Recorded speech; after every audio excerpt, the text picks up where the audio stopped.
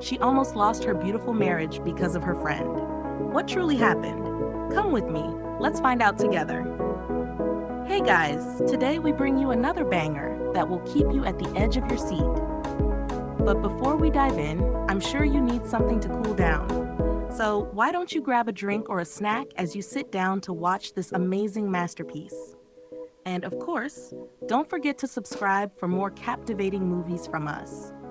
The movie begins with a young lady named Helen, who was sitting on the bed waiting for her husband, Paul. She had decorated the room beautifully, hoping they would have a special night together. Moments later, Paul arrived and was surprised by what he saw. Helen stood up to welcome him, but Paul asked what the occasion was since he didn't remember it was their anniversary.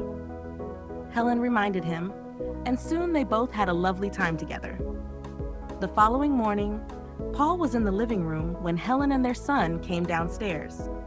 She was ready to go to work and also dropped their son at school. After a brief chat, they both left. At Helen's office, her friend Becky came to visit her. Helen quickly apologized for not picking up her calls, explaining that she had been busy all day. Becky then asked what Helen's husband usually did at home. Helen told her he often assisted her. Becky then broke the good news that her boyfriend had just proposed to her. Helen was happy for her, and they went out to celebrate. Back at home, Helen found her son Prince lying on the couch. After a short chat, she realized he had not eaten anything except biscuits. She then went into the room, where Paul welcomed her and they talked. The next day, Paul was seen washing clothes when Helen came out, surprised to see him doing that. She told him she was leaving for work, and Paul asked her for some money to use for his upcoming shoot. After that, she left. That night, Paul was on his laptop, looking frustrated. Helen stood up to comfort and encourage him, and together they worked things out. The next morning, Paul prepared breakfast for Helen to show appreciation for her help the previous night. The post she made for him had received a lot of views. Later at Helen's office, Becky visited again. They chatted, and Helen gave her a dress she had bought. Becky noticed another package and asked who it was for. Helen told her it was for her husband, leaving Becky shocked. That night, Helen came into the room very tired. Paul decided to give her a massage, but she surprised him with a new outfit that cost a lot of money. Paul was very excited. The next morning, Paul and Helen were in the living room. Helen complained about her business not doing well, especially with rent, their son's school fees, and her desire to host a big birthday party. Paul encouraged her that things would be okay, and they both talked it through. 3 days later, Paul was at a friend's house. While chatting, he mentioned that he wanted to celebrate his wife's birthday, even though he hadn't been paid yet. His friend then offered him a drink.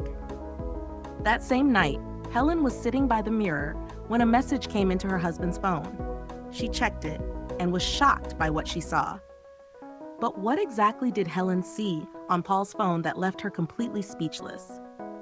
The next morning, she and Paul were having breakfast, but she hardly touched her food. Paul asked if everything was okay.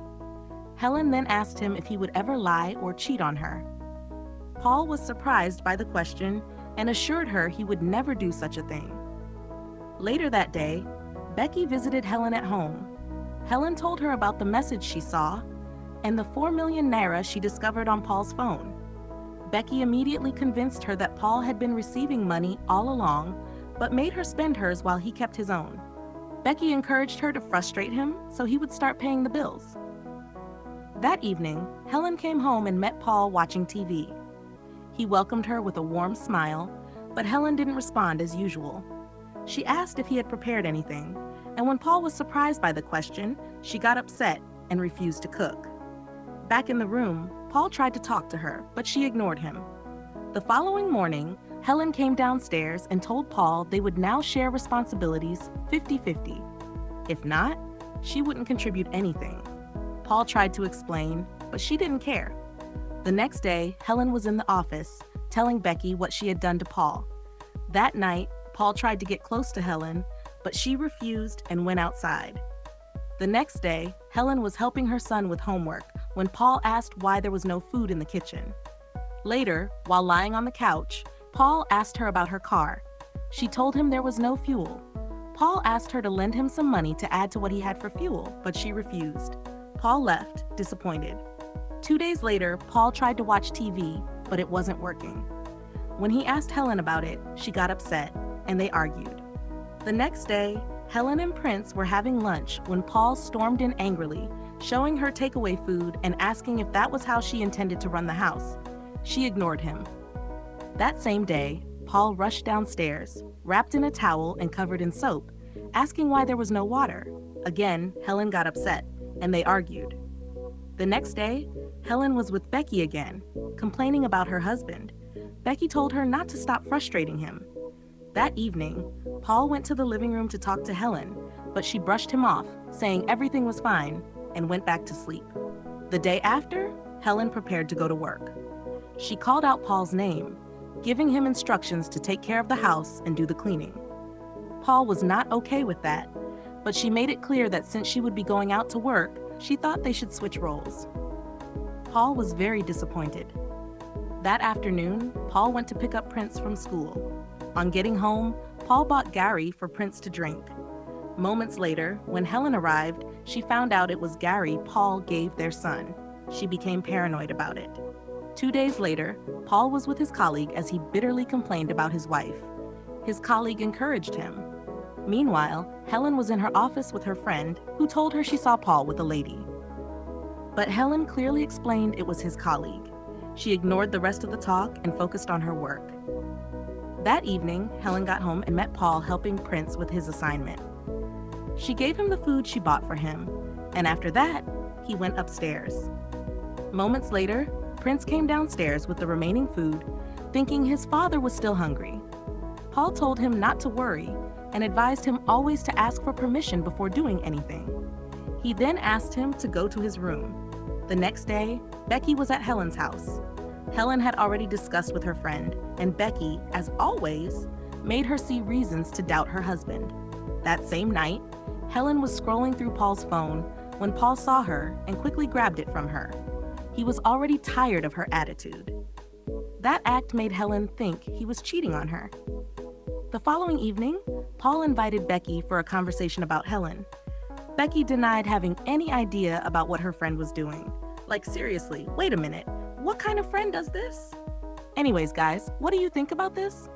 That same day, Becky went to Helen's office and lied, telling her about things Paul supposedly said, even the ones he never said. Back at home, Helen started yelling at Paul for going around and talking to people about her. The next afternoon, Paul was outside chatting and laughing with his colleague when Becky passed by. She immediately went inside to confront Helen, trying to make her believe her husband was cheating. But when Paul came in, Becky quickly pretended to be a good friend. Even when Helen suggested confronting her husband, Becky insisted she shouldn't because he would deny it.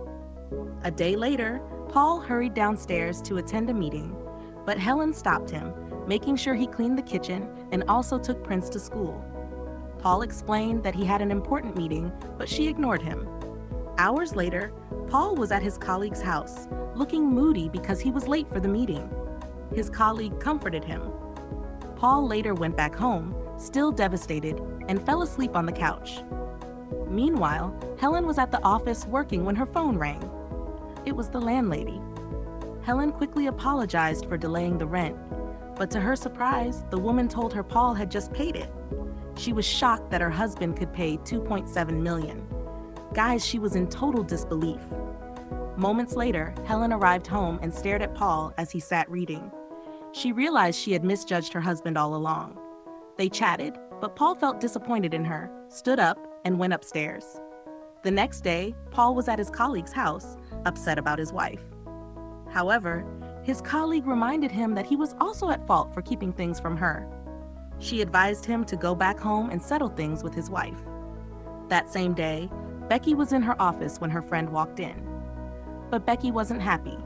She told her to get out and never come around her again. Becky was speechless and shocked. The next day, the whole family had lunch together and chatted happily. The following day, Paul was in the room when Helen came in to apologize to him for not believing in him. Paul also apologized for keeping things away from her. They embraced each other warmly.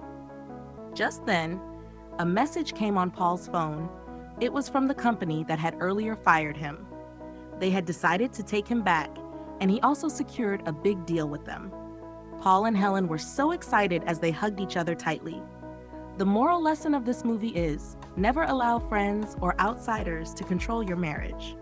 Trust, patience, and open communication are the true pillars of a strong relationship. Thanks for watching. Please don't forget to subscribe for more captivating movies from us. Till we meet again, bye!